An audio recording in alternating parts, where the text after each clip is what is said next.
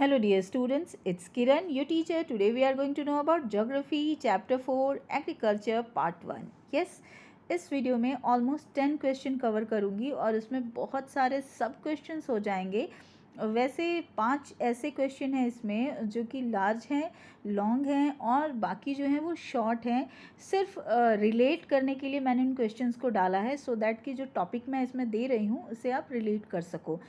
और यहाँ पर आपको मैं दे रही हूँ स्टार्टिंग में जो मैंने दिया है वो डिफरेंट टाइप ऑफ एग्रीकल्चर या फार्मिंग के लिए दिया है, तो आप देखना शुरू करो. पहला ही क्वेश्चन है आपका, what are the different types of farming slash agriculture practise in India. तो इसका मतलब ये है कि आप इसे यहाँ से और क्वेश्चन बना सकते हो, या what are the different types of agriculture practise in India, ये भी हो सकता है. वैसे मैंने यहाँ पर 34 डाला है, that is page number 34. NCERT के पेज नंबर 34 पे ये शुरू होता है. हालांकि ये चैप्टर बहुत बड़ा है, बहुत सारे टॉपिक्स हैं, तो मैंने इस वीडियो में ऑलमोस्ट इम्पॉर्टेंट टॉपिक केवल उठाया है, सारे टॉपिक्स तो नहीं डाल रही हूँ. और चीज़ एक बताना ज़रूरी है कि यहाँ जो आपको मैं दे रही हूँ पहले क्वेश्चन में जो एक साथ इतने सारे चीज़, यानी कि एग्रीकल्चर के डिफरेंट टाइप जो है वो 3 टाइप मैं इसमें डाल रही हूँ, लेकिन ये तीनों टाइप जो है एक साथ तो नहीं आता, अलग अलग आता है. तो फिर मैं एक साथ क्यों डाल रही हूँ? एक साथ इसलिए डाल रही हूँ सो दैट कि आप रिलेट कर सको, आपकी मेमोरी ईजिली आप इसे स्टोर कर सके. ठीक है, तो बहुत बेसिक से डिफरेंस होंगे, इसीलिए उन सारे चीज़ को मैंने एक में डालने की कोशिश की है ताकि आप परेशानी में ना पड़ो, क्योंकि बहुत बारीक सा डिफरेंस होगा बहुत सी जगह में. तो मैं रिलेट करती चलूँगी और बताती चलूँगी, आप ध्यान से देखना. प्रिमिटिव सब्सटेंस फार्मिंग है क्या? तो ये सिंपली प्रिमिटिव सब्सटेंस फार्मिंग का मतलब ही है निम्न स्तरीय फार्मिंग. ये प्रैक्टिसाइज जो किया जाता है वो कैसे? It is practise on small patches of land with the help of primitive tools. यानी ये छोटे से ज़मीन के टुकड़े पे किया जाता है, बहुत निम्न स्तरीय टूल की मदद से, बहुत बेसिक टूल की मदद से. अब ये नेक्स्ट इसका पॉइंट है, this type of farming depends upon the monsoon and natural fertility of soil. यहाँ जो मैंने आपको प्रिमिटिव टूल कहा ना, तो कुछ वैसे ही समझो कि इनके पास कुछ भी सुविधाएं नहीं होती. दैट मीन इरिगेशन के लिए कुछ यूज़ नहीं करते, बस मॉनसून की वजह से जो भी इनके लैंड में इरिगेशन की सुविधा हो जाए तो उसी का इस्तेमाल ये करते हैं. और साथ साथ बहुत ज़्यादा ये फर्टिलाइज़र का इस्तेमाल नहीं कर रहे होते हैं. ये बेसिक कुछ नेचुरल लैंड की जो नेचुरल फर्टिलिटी है उस पर ही डिपेंड रहते हैं, या फिर हम ऐसे भी कह सकते हैं कुछ मैन्योर का इस्तेमाल कर देते हैं. यह बहुत ज़रूरी है बताना कि इसे हम लोग कहते हैं स्लैश एंड बर्न एग्रीकल्चर, और इसी को ब्रैकेट में मैंने डाल दिया शिफ्टिंग एग्रीकल्चर या शिफ्टिंग कल्टीवेशन. ये आपने पढ़ा है स्टैंडर्ड 8 में ही. तो स्लैश एंड बर्न एग्रीकल्चर का कुछ आइडिया अगर आपको याद है तो ठीक है, वरना मैं एक बार फिर थोड़ा सा क्लियर करूँ. शिफ्टिंग कल्टीवेशन में क्या आपने पढ़ा है कि ये लोग जो होते हैं नोमैड के द्वारा किया जाता है. आज यहाँ पर फसल उपजाया, यहाँ पर पहले मान लो फॉरेस्ट था, उसको इस लैंड को साफ़ किया, क्लियर किया और फिर यहाँ पर कल्टीवेट किया, और जब फसल पूरी हो गई 4 महीने बाद फिर छोड़कर यहाँ पर छोड़ दिया, फिर आगे बढ़ गए. आगे बढ़े, कहीं और ज़मीन था वहाँ ग्रासेस उगी हुई थी या फिर कुछ ऐसे पेड़ पौधे लगे हुए थे तो उनको काटा और फिर वहाँ कल्टीवेशन किया गया. तो और जो काटा जलाया, स्लैश एंड बर्न क्यों बोलते हैं कि उसको वहाँ से काटा और उनके जो है जला दिया, बर्न कर दिया, जिससे जो उसके एशेस डेवलप हुए उसको फिर से ग्राउंड पर ही उन्होंने जो है स्प्रेड कर दिया, जिससे कि ज़मीन की फर्टिलिटी उनकी बढ़ जाती है. और वो करते हैं. ये मैंने आपको क्यों बताया? सो दैट कि आगे भी जो मैं आपको बताने वाली हूँ इंटेंसिव, उसमें आपको परेशानी ना हो, क्योंकि वहाँ भी कुछ बेसिक सा डिफरेंस ही बताऊँगी जो कि आपको ध्यान रखना है. तो आप ये मान के चलो कि प्रिमिटिव सब्सटेंस फार्मिंग को याद करने का तरीका है कि इसे ही हम कहते हैं स्लैश एंड बर्न एग्रीकल्चर.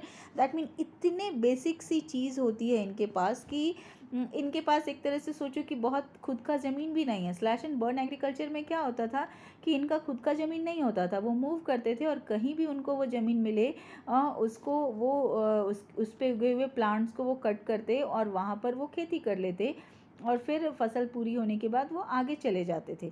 तो कुछ इस तरीके से ये जो है प्रिमिटिव सब्सटेंस फार्मिंग होती है. अब जो है जो कि आजकल तो नहीं होता, अब नहीं होता, क्योंकि ऐसे अब मनाही भी है कि आप कहीं किसी भी जगह के प्लांट्स को इस तरह से डिस्ट्रॉय नहीं कर सकते हो. लेकिन हाँ, ये एक प्रकार रहा है. और यहाँ ये बताना ज़रूरी है कि शिफ्टिंग कल्टीवेशन को कई नाम से जानते हैं, जैसे झूम, पोड़ा, और अलग अलग दुनिया के अलग अलग पार्ट में इसके अलग अलग नाम हैं। इस वीडियो में मैं वो नेम सारे नहीं डाल रही हूँ, जिनको पढ़ना है इमीडिएट पेज नंबर 34 पे ही आपको ये मिल जाएगा। लेकिन आज मैं इसमें कुछ ऐसे, जैसे मैंने बोला कि मैं कुछ वैसे इम्पॉर्टेंट क्वेश्चंस को कवर कर रही थी टॉपिक वाइज, तो इसलिए मैंने वो नहीं डाला। अब मैं यहाँ आपको बता दूँ, नेक्स्ट जो है टाइप ऑफ फार्मिंग है, उसको हम कहते हैं इंटेंसिव सब्सटेंस फार्मिंग।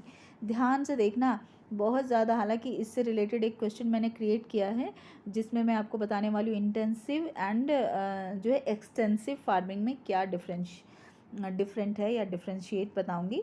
तो वो आप देखोगे तो वहाँ पर और भी ज़्यादा क्लियर होगा, बट मैं यहाँ पर थोड़ा सा इसके फीचर डाल रही हूँ। और आप देखो कि ये है क्या, तो इंटेंसिव में भी जो होता है फार्मर्स कल्टीवेट करते हैं small plot of land using simple tools and more labour. तो यहाँ भी तो था स्मॉल पैचेस ऑफ लैंड, ठीक है। बस यहाँ पर आपको प्रिमिटिव टूल बताकर छोड़ दिया गया, और यहाँ मैं आपको क्या दे रही हूँ कि ये भी सिंपल टूल इस्तेमाल करते हैं। प्रिमिटिव यानी एकदम निम्न स्तरीय, एकदम लोअर उससे थोड़ा सा ऊपर की कंडीशन जो हम कहेंगे वो सिंपल टूल्स और मोर लेबर की मदद से ये करते हैं। अब यहाँ पर नेक्स्ट पॉइंट देखिए आप, farmers use their small land holdings to produce enough food या enough crop, enough grain for their local consumption. ये ध्यान रखना है। इसमें इंटेंसिव में क्या होता है, फार्मर के पास ज़मीन का साइज़ तो छोटा होता है, टूल्स भी बहुत सिंपल सा इस्तेमाल करते हैं। इनके पास ज़मीन का साइज़ छोटा होता है, लेकिन फिर भी वो उससे थोड़ा सा ज़्यादा है, इनफ यानी बहुत ज़्यादा नहीं, दैट मीन उनकी खुद की ज़रूरत को पूरी करने लायक वो प्रोड्यूस करना चाहते हैं। इसीलिए यहाँ क्या डाला मैंने, लोकल कंजम्पशन। दैट मीन उनके जो लोकल कंजम्पशन या फिर थोड़ी बहुत सेल भी कर दें जो कि उनके आसपास के एरिया में चीज़ें हों, तो उतना ही वो प्रोड्यूस करते हैं। ज़मीन का साइज़ इनके पास भी छोटा होता है। अब remaining produce is use for exchange against other goods. That mean ये इतना प्रोड्यूस कर लेते हैं, इनफ प्रोड्यूस कर लेते हैं, दैट मीन अपनी ज़रूरत से थोड़ा सा ज़्यादा भी कर लेते हैं, तो ज़रूरत भर तो यूज़ कर लेते हैं या रख लेते हैं, और बाकी का ये क्या करते हैं, एक्सचेंज करते हैं किसी दूसरे गुड से। यानी किसी और ने कुछ और फसल प्रोड्यूस किया है तो उसके साथ वो एक्सचेंज करते हैं। वो आपने पढ़ा है ना इकोनॉमिक्स में, जो बार्टर सिस्टम, तो कुछ वैसे ही चीज़ें यहाँ होती हैं, क्योंकि ये भी अपने लोकल नीड को जो है फुलफ़िल करने के लिए ही करते हैं। इनके पास भी ज़मीन का साइज़ बहुत बड़ा नहीं होता है। बस इसमें और इसमें यही अंतर है कि ये लोग किसी भी ज़मीन पे स्लैश एंड बर्न एग्रीकल्चर को किया करते थे, जो कि अब तो होता भी नहीं। लेकिन हाँ, ये वो फार्मर्स हैं जो कि इंटेंसिव सब्सटेंस फार्मिंग तो अभी भी हमारे यहाँ होती है, तो ये उस तरह का जो है फार्मिंग है। अब इसके साथ यहाँ मैंने जो है ब्रैकेट में डाल दिया है, simply practise in area of high population pressure, it is labour intensive. ध्यान से आप सुनिएगा, यानी ये जो इंटेंसिव एग्रीकल्चर की चर्चा हम लोग कर रहे हैं, ये कहाँ होता है, तो जहाँ पॉपुलेशन ज़्यादा हो, पॉपुलेशन की डेंसिटी ज़्यादा हो और लेबर वहाँ मिल जाएंगे, तो वैसी जगह में किया जाता है। क्योंकि इनके पास ज़मीन का साइज़ तो छोटा होता है, लेकिन ये इनफ फूड वहाँ से प्रोड्यूस करते हैं, और तो और जो बच जाता है उसको वो एक्सचेंज करने के लिए भी इस्तेमाल करते हैं। तो ये आप ध्यान रखना, हालांकि ये इम्पॉर्टेंट बनता है, और इससे रिलेटेड मैं एक क्वेरी नीचे क्रिएट कर रही हूँ, तो मैं आपको वहाँ दूँगी, जो कि जस्ट इसके बाद का ही मैं देने वाली हूँ। लेकिन हाँ, 3 तरह के एग्रीकल्चर में एक चीज़ और है, तो वो पहले सुन लो, फिर मैं आपको देने वाली हूँ। कमर्शियल फार्मिंग है क्या, तो यहाँ मैंने जानबूझकर छोटा ही दिया है, या तो ये 1 मार्क्स में आता है या फिर बड़े फीचर में आता है। तो यहाँ पर आप ये समझ लो 1 मार्क्स के हिसाब से मैंने डाल दिया है, क्योंकि मैंने आपको एक जगह तीनों चीज़ दी है। It uses commercial purpose. ये जो है कमर्शियल फार्मिंग जो होती है वो ऑब्वियसली कमर्शियल पर्पस से किया जाता है, और इंक्लूड करते हैं इसमें जो है प्लांटेशन फार्मिंग को भी हम इंक्लूड कर सकते हैं। सो डियर, मैंने जब इसे बताया कि कमर्शियल पर्पस से इस्तेमाल होता है, तो इसका एक बड़ा क्वेश्चन मैं क्रिएट कर दूंगी, जो कि फ़ीचर्स के साथ। वैसे मैं यहाँ थोड़ा एक्सप्लेन कर दूँ कि कमर्शियल फार्मिंग के फ़ीचर क्या होंगे, जिसमें लैंड का साइज़ बड़ा होगा, इसमें जो है फर्टिलाइज़र, जो है केमिकल फर्टिलाइज़र यूज़ किए जाएंगे, बहुत मैकेनाइज्ड फार्मिंग ये होगी। इसके बाद HYV सीड का इस्तेमाल होगा, इरिगेशन की फैसिलिटी, यानी हर वो चीज़ होगी, क्योंकि बिज़नेस पर्पस से किया जाने वाला फार्मिंग जो है वो बड़े लेवल पर होता है, बहुत विस्तृत लेवल पे जो होता है उसे हम कहते हैं कमर्शियल फार्मिंग। अब मैं आगे चलूँ, जो कि मैंने आपको बताया इस क्वेश्चन से रिलेटेड, इंटेंसिव से रिलेटेड ही क्वेश्चन है जो इम्पोर्टेंट है। अब क्या है क्वेश्चन, तो आप देखो, ध्यान से आप देखना शुरू करना। What are the differences between intensive agriculture and extensive agriculture या फार्मिंग। क्या डिफरेंस है इंटेंसिव एंड एग्रीकल्चर में, इंटेंसिव एंड एक्सटेंसिव एग्रीकल्चर में? बहुत माइनर सा फ़र्क है। पहले मैं उन माइनर फ़र्क को आपको बता दूं और तब मैं उसे बताने वाली हूं। तो आप ऐसे भी समझना, यहाँ पर जो मैंने आपको क्वेश्चन नंबर 2 में जो डिफ्रेंशिएशन दिया है, इन दोनों को अलग अलग क्वेश्चन के तौर पर भी देखा जा सकता है और डिफ्रेंशिएशन के तौर पर भी जानना ज़रूरी है। हालांकि मेरा ये मानना है कि डिफ्रेंशिएशन ही टफ़ होता है, क्योंकि आपको जब डिफ्रेंशिएट करने दिया जाता है तब आप फंस जाते हो, क्योंकि दोनों में बहुत माइनर सा फ़र्क होता है, ज़्यादा बड़ा फ़र्क नहीं होता।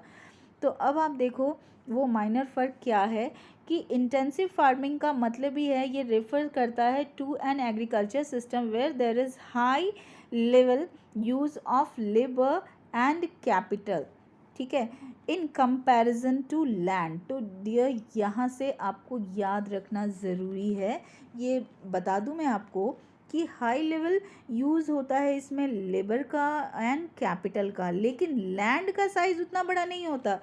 इसीलिए मैंने यहाँ डाला in comparison to the land area. ध्यान से देखना, जैसे मैंने बोला कि एक बेसिक सा चीज़ मैं आपको यहाँ दिखाने वाली हूँ। अब मैं दोनों को आपको कोशिश करती हूँ दिखाने का। इंटेंसिव में मैंने क्या बोला कि इसमें high level of labour and capital ज़रूरत होता है in comparison to the land area. That mean land area से ज़्यादा, लैंड एरिया इसमें बहुत ज़्यादा बड़ा नहीं होता, बहुत ज़्यादा नहीं होता, लेकिन हाँ इसमें लेबर और कैपिटल बहुत इस्तेमाल होता है। पहले दोनों को क्लियर कर लो। एक्सटेंसिव में क्या बताऊँ मैं आपको, तो एक्सटेंसिव मैं यहाँ देने जा रही हूँ। अब एक्सटेंसिव में पहले दिखा दूँ तब मैं पॉइंट आपको समझाऊंगी कि एक्सटेंसिव फार्मिंग में क्या होता है। इस टेक्निक में large farms are being cultivated with relatively lower inputs, यानी यहाँ पर सिर्फ लोअर इनपुट का मतलब है, या फिर आप यहाँ पर ऐसे कर सकते हो कि लेस कैपिटल एंड जो है लेबर की ज़रूरत होती है, लेकिन इसमें लैंड का साइज़ जो है वो बड़ा होता है, ठीक है। यही एक अंतर है। दैट मीन जो इंटेंसिव है इसमें लेबर और जो है कैपिटल ज़्यादा यूज़ होते हैं, लेकिन लैंड का साइज़ उतना बड़ा नहीं होता। लेकिन एक्सटेंसिव फार्मिंग में जो है कैपिटल और जो है लेबर उतने ज़्यादा नहीं होते, इसीलिए यहाँ पर दिया है मैंने लोअर इनपुट की रिक्वायरमेंट होती है, जबकि लैंड का जो है इसमें फार्म का साइज़ जो होता है लार्ज फार्म्स की रिक्वायरमेंट होती है, यानी ज़मीन का साइज़ जो होता है वो बड़ा होता है। अब इन्हें देखना शुरू करो। तो यही एक बेसिक डिफरेंस है एक्सटेंसिव और इंटेंसिव फार्मिंग में। अब यहाँ पर बता दूँ, इंटेंसिव फार्मिंग एग्रीकल्चर के फीचर्स करके आप इसे ध्यान रखना, या इसके क्या क्या कैरेक्टरिस्टिक्स हैं वैसे समझ लो आप। तो इसमें क्या होता है इंटेंसिव में, जैसे कि मैंने बोला कि लेबर और कैपिटल जो है इसमें बहुत ज़्यादा हाई लेवल यूज़ होता है in comparison of land area. तो to obtain high yield large capital and labours are applied, यानी कि छोटे से ज़मीन के टुकड़े से बहुत ज़्यादा कुछ अचीव करने के लिए, हाई यील्ड अचीव करने के लिए इसमें बहुत ज़्यादा कैपिटल और लेबर को लगाया जाता है।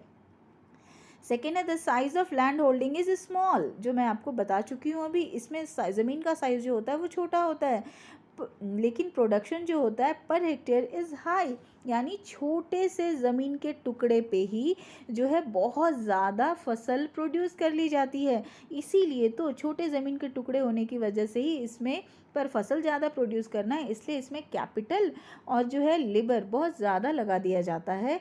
और इसमें जो है नेक्स्ट पॉइंट आप देख लो, मैनुअल लेबर्स एंड जो है draught animals are mostly used. इसमें जो है जो भी आप वैसे एनिमल जो होते हैं जिनका इस्तेमाल किया जा सकता है, जो कि एग्रीकल्चर में यूज़ होते हैं, यहाँ ड्राउट एनिमल मैंने डाला है उनको जिनको कि बहुत ज़्यादा सूखे में रहने की आदत है, उन एनिमल का इस्तेमाल। दैट मीन बहुत ज़्यादा उन्हें सुविधा ना भी दी जाए तो भी वो सर्वाइव इजीली कर सकें, और साथ साथ मैनुअल लेबर की भी आवश्यकता यहाँ पड़ती है। तो ये रहे इंटेंसिव फार्मिंग के फीचर्स।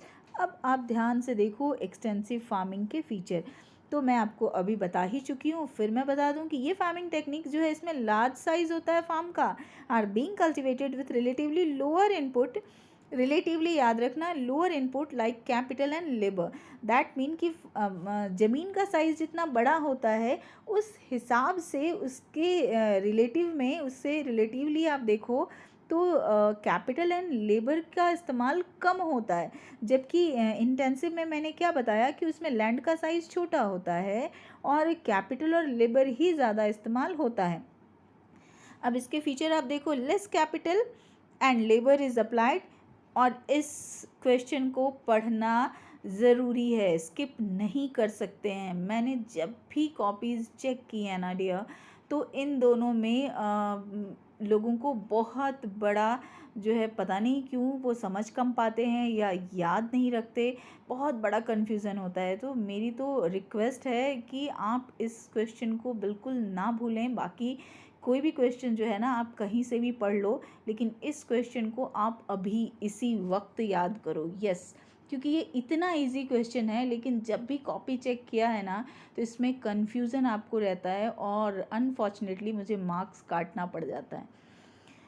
सो आप देख लो, यहाँ पर लेस कैपिटल की ज़रूरत होती है और लेबर भी लेस अप्लाइड होता है। साइज़ ऑफ लैंड जो होती है होल्डिंग इज़ लार्ज, जो मैंने यहाँ भी बताया, फार्म का साइज़ लार्ज होता है।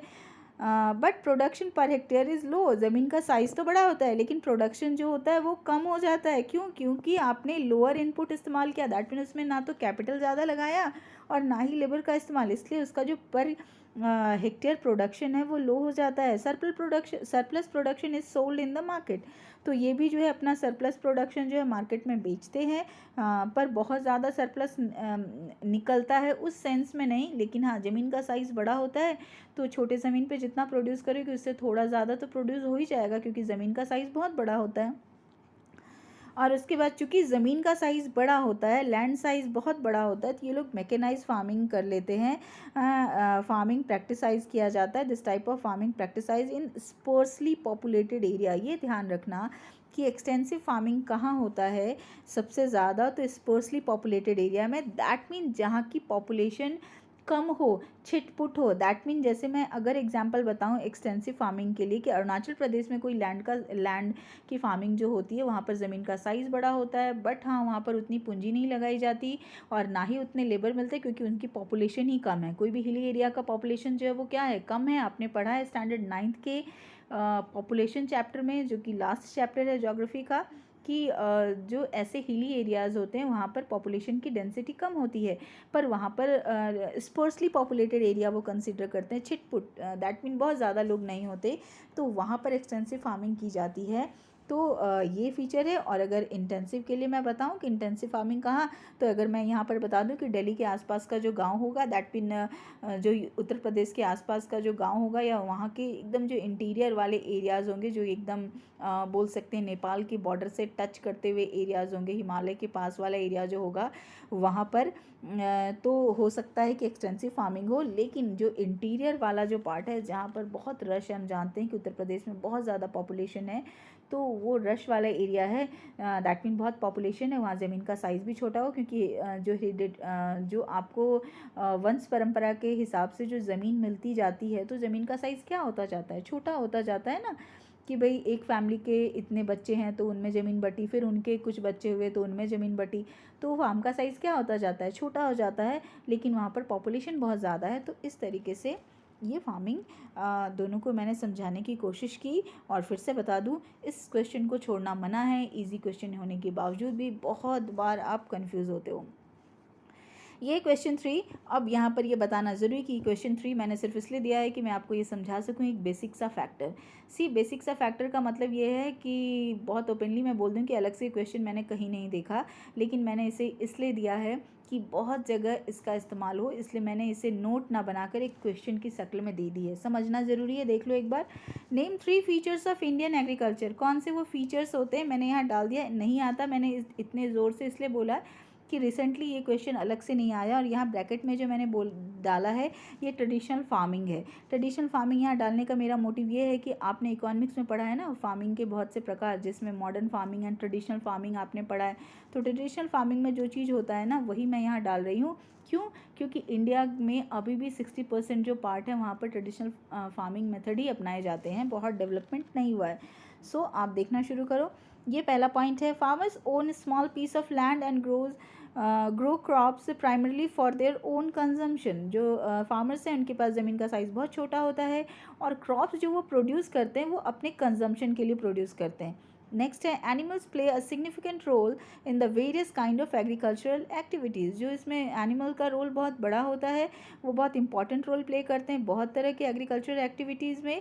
बहुत सी चीज़ हो सकती है, उनका मैन्योर इस्तेमाल आप करते हो, उनको लाने ले जाने के लिए इस्तेमाल करते हो। जैसे हल बैल का इस्तेमाल जो किया जाता है, दैट मीन ट्रैक्टर का इस्तेमाल सब जगह नहीं होता, तो वहाँ पर उनका भी तो इस्तेमाल होता है, कुछ वैसी चीज़। नेक्स्ट है farmers depend mainly upon the monsoon rain. Yes, हमारे देश की ये विडंबना है कि हमारे देश के फार्मर्स जो है मानसून पर अपनी डिपेंडेंसी रखते हैं। दैट मीन इरीगेशन की सुविधा उनके पास बहुत ज़्यादा नहीं होती या होती ही नहीं है। अब नेक्स्ट पॉइंट की तरफ चलें, जो कि एक्चुअली कमर्शियल जो है फार्मिंग का एक है प्रकार है, या उसे ही हम कहते हैं। जैसे मैंने अभी ऊपर आपको बताया था कि कमर्शियल फार्मिंग को मैं एक्सप्लेन करने वाली हूँ। यहाँ पर आप देख लो, यहाँ पर मैंने डाला व्हाट इज़ प्लांटेशन एग्रीकल्चर या फीचर्स ऑफ प्लांटेशन एग्रीकल्चर, या फिर इसे ही आप कह सकते हो फीचर्स ऑफ कमर्शियल फार्मिंग। तो वैसे तो मैं बता ही चुकी हूँ कि कमर्शियल फार्मिंग में ज़मीन का साइज़ बड़ा होता है, बड़े लेवल पर किया जाता है, HYV seed, fertiliser, chemical fertiliser इस्तेमाल किए जाते हैं। लेकिन थोड़ा सा अंतर है डियर, कमर्शियल फार्मिंग में और प्लांटेशन में। प्लांटेशन उसके तहत जाता है। अब ध्यान से सुनना, बताया तो कई बार है, लेकिन हाँ आपको यहाँ फिर से एक बार मैं वीडियो में भी बता दूँ। अब यहाँ पर मैं आपको क्या बताना चाहती हूँ कि बताना तो क्या, मैं याद दिलाना चाहती हूँ। मैंने आपको बताया है कि प्लांटेशन को फार्मिंग को हम कैसे समझें। तो इसमें ज़मीन का साइज़ बड़ा होता है, लेकिन इसकी एक ख़ास बात होती है जो अलग होती है, एकदम कमर्शियल से थोड़ा सा अलग हम बोल सकते हैं। और कैसे अलग बोलते हैं वो भी मैं समझाऊंगी। जैसे प्लांटेशन में क्या होता है कि इसमें फसल जो है बहुत लंबा प्रोड्यूस किया जाता है, एक ज़मीन के ऊपर जो है बहुत लंबे टाइम तक ये स्टे करता है। जैसे sugar cane, tea, coffee, rubber, यानी कुछ लंबे टाइम तक चलता है। नॉर्मली जो आप फसल प्रोड्यूस करते हो, जैसे आपने वीट लगाया, राइस लगाया, तो ये तो 4 मंथ में लगभग उसे क्या करते हो, हार्वेस्ट कर लेते हो। तो वो अलग चीज़ हो जाती है। लेकिन यहाँ पर प्लांटेशन अगर आप बात करते हो, ये कमर्शियल फार्मिंग का एक टाइप है, उसके अंदर का हिस्सा है। लेकिन प्लांटेशन में जो है फसल जो है बहुत लंबा स्टे करता है, ये अंतर है। अब एक बार मैं थोड़ा सा यहाँ और क्लियर कर दूँ। जैसे मैंने अभी आपको ऊपर कमर्शियल फार्मिंग बताया, तो कमर्शियल फार्मिंग में जैसे कभी वीट ही आप प्रोड्यूस कर रहे हो, जैसे वीट है या फिर आप राइस प्रोड्यूस करते हो, बहुत बड़े एरिया के लिए प्रोड्यूस करते हो, तो वो कमर्शियल फार्मिंग है। लेकिन वो प्लांटेशन नहीं है, क्योंकि उसको आपने 4 महीने में ही क्या किया, हार्वेस्ट कर लिया। तो बस यही एक डिफरेंस है। यानी प्लांटेशन बहुत लंबा टाइम चलता है, तकरीबन अगर इसे मैंने आपको बताया है, इट टेक्स 1 ईयर और more than 1 years of time. तो 1 साल या 1 साल से ज़्यादा का टाइम इसे लगता है। जैसा कि आप जानते हो शुगर केन जो है वो 12 महीने या उससे ज़्यादा तक आपके जो है एरिया में लगा हुआ हो सकता है, तभी उसमें अच्छी मिठास आती है। तो ये तो मैंने एक एग्जांपल बताया। अब मैं यहाँ पर पॉइंट वाइज शुरू करूँ कि कौन कौन से फीचर्स हैं।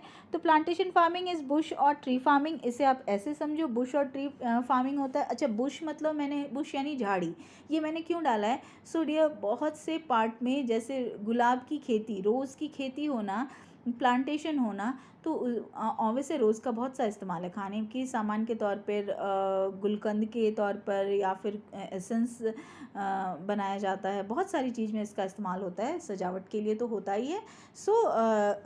उसी को ध्यान में रखते हुए मैंने यहाँ बुश डाला है।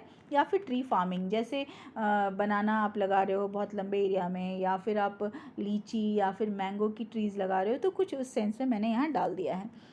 अब नेक्स्ट पॉइंट जो है आप उसे स्किप कर सकते हो, पर मैंने डाला है इसलिए कि ये कब शुरू हुआ हमारे देश में।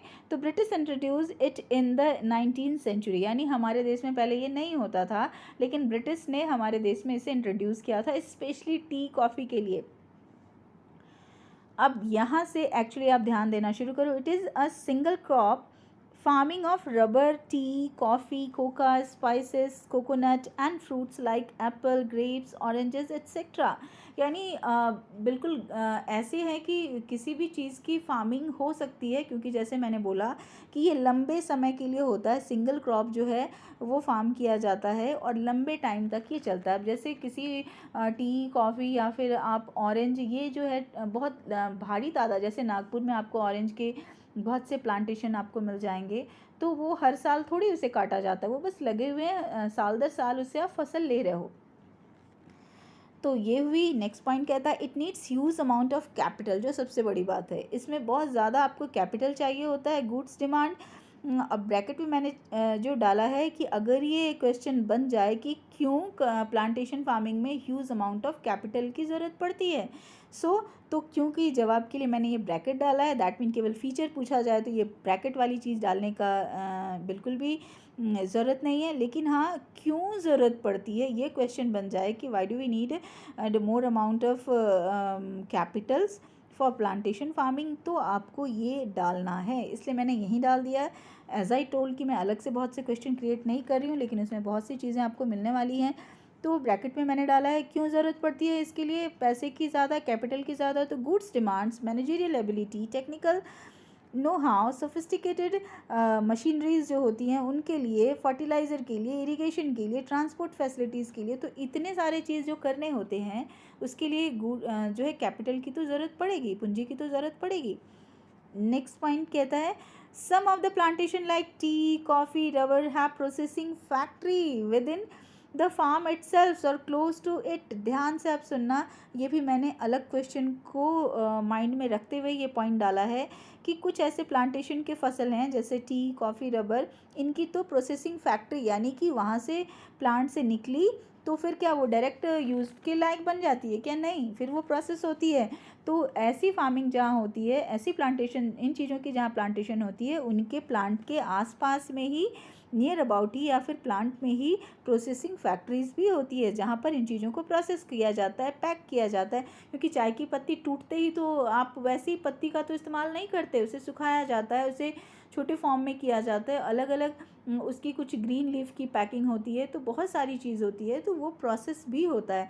दैट मीन जब पेड़ से वो पत्ता टूटा तो एकदम ड्राई नहीं होता है, उसे सुखाया भी जाता है। तो सुखाने के लिए क्या आप एकदम ऐसे ही रख देते हैं? नहीं, उसके लिए जो है प्रोसेसिंग मशीन्स होती हैं हमारे यहाँ, जिसके थ्रू ये सब चीज़ किया जाता है, इसीलिए उसका नाम ही दिया गया है प्रोसेसिंग फैक्ट्रीज।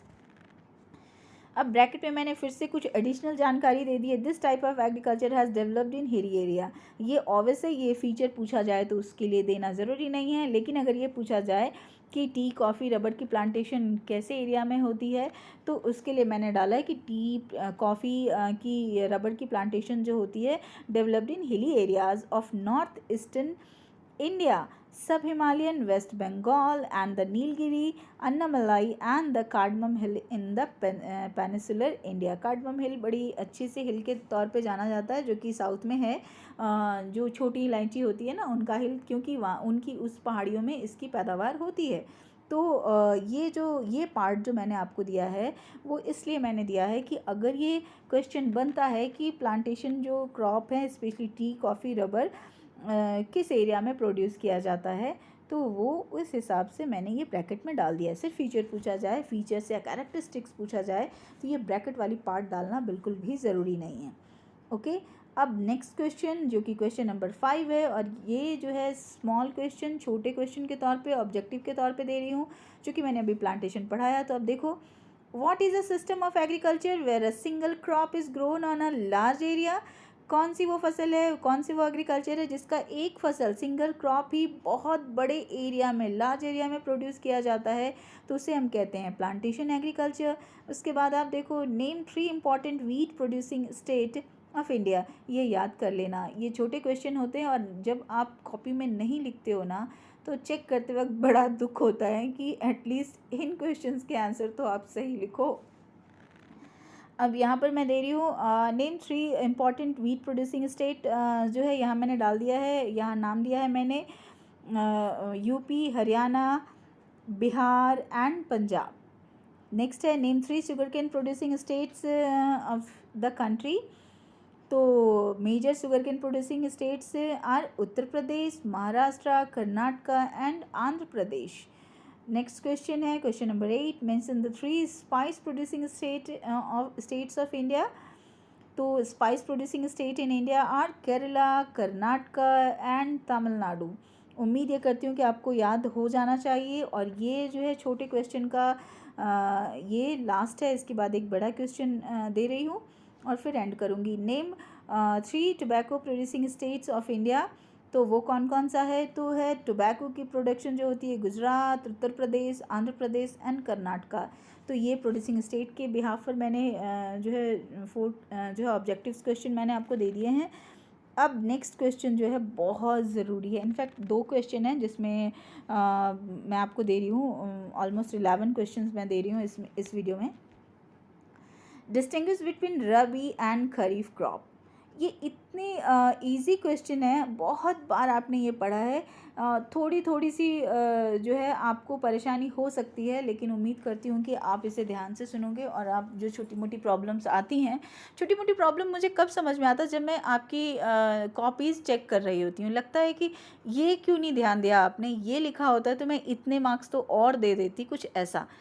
तो अब ध्यान से आप देखो, ये खरीफ के बारे में पहले बता रही हूँ। Cultivation begins with onset of monsoon in May, यानी मानसून, ऑनसेट ऑफ मानसून एक साथ लिखना, एक्चुअली ये मेरा यहाँ आ गया। Onset of monsoon that mean monsoon की शुरुआत में इसकी जो है फसल की बुआई, यानी खरीफ फसल जो आप लगाते हो वो मानसून के आने पर ही आप लगाते हो, या उसी टाइम में जो फसल लगाया जाता है उसे हम खरीफ कहते हैं।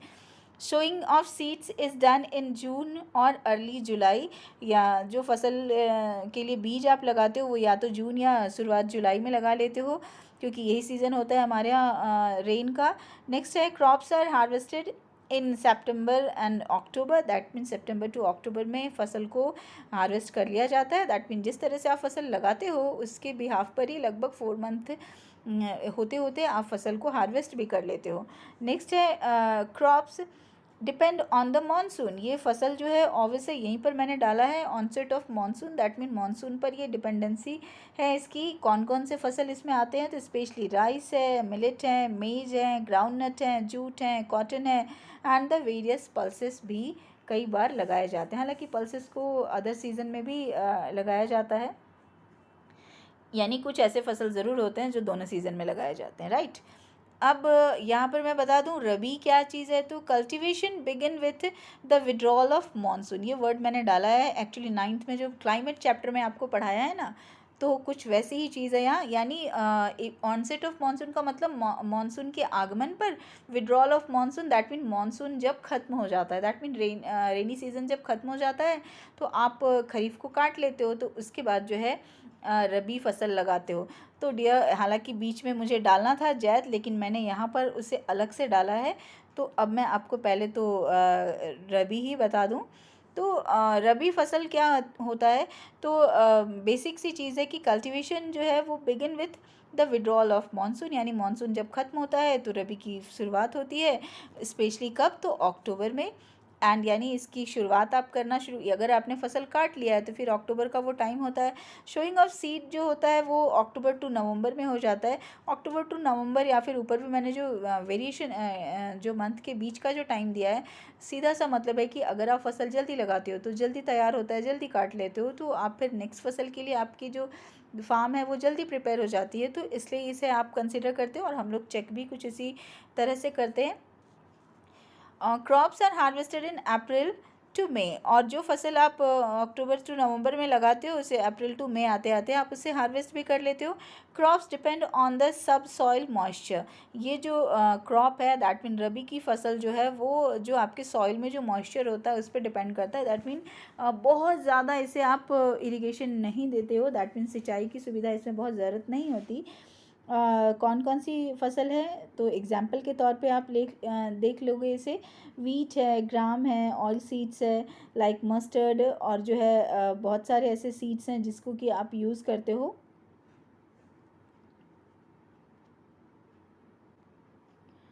Your next and last question is, आप देख रहे हो what are zaid crops, give example. See dear, ये 1 मार्क्स में ही आता है, कभी से 3 मार्क्स या 5 मार्क्स में मैंने नहीं देखा अब तक। लेकिन हाँ ये जान लो, वैसे आप जानते भी होंगे, जैद क्रॉप है क्या, तो जो रबी और क्रॉप के बीच का जो सीज़न होता है उसे हम जैद क्रॉप कहते हैं। वैसे ये समर का क्रॉप कहलाता है, क्योंकि जो मार्च के बाद का टाइम होता है ना, मार्च टू जून, जैसे मैंने अभी आपको ऊपर खरीफ के लिए क्या बोला कि वो जून टू जुलाई में आप उसे लगा देते हो, तो भी बीच में, और इस फसल को आप जो है हार्वेस्ट भी कर लेते हो। यहाँ पर मैंने रबी के लिए आपको क्या बताया कि ये अप्रैल अप्रैल आते आते आप इसे हार्वेस्ट कर लेते हो यहाँ पर। तो जो वेजिटेबल्स का सीज़न होता है, जिस इसके लिए अब आपको मैंने यहाँ मार्च टू जून दिया है, क्योंकि कई जगह आपको ये मिलेगा, और ये आप कंफ्यूज मत होना, आप यहाँ पर मार्च टू जून के जगह अप्रैल मई जून भी कर सकते हो, क्योंकि जो वेजिटेबल का ये सीज़न होता है, यानी कि वेजिटेबल्स आप प्रोड्यूस करते हो, तो वेजिटेबल्स भी एकदम 4 मंथ का टाइम नहीं भी लेता है, आप उसे हार्वेस्ट करना शुरू कर भी देते हो। तो इसलिए ये दोनों मैं एक साथ रिलेट कर रही हूँ, सो दैट कि आप बाद में कंफ्यूज ना हो, और ऐसे ही आप मेंशन भी करोगे एग्ज़ाम में क्वेश्चन आता है तो। अब यहाँ पर मैं बता दूँ, और इसके लिए बताना ज़रूरी है, जिनको ये कन्फ्यूज़न होता है कि फिर ये कैसे हो सकता है, तो डियर जैसे आप अपने फसल को लगाते हो, लगाने से उसके हार्वेस्ट पीरियड तक का जो है ये टाइम है, तो थोड़ा आगे पीछे होता है, ये एग्जैक्ट ये फिक्स नहीं होता कि भाई इसके बाद तो ये फसल उपजाई ही नहीं जा सकती, ऐसा नहीं होता।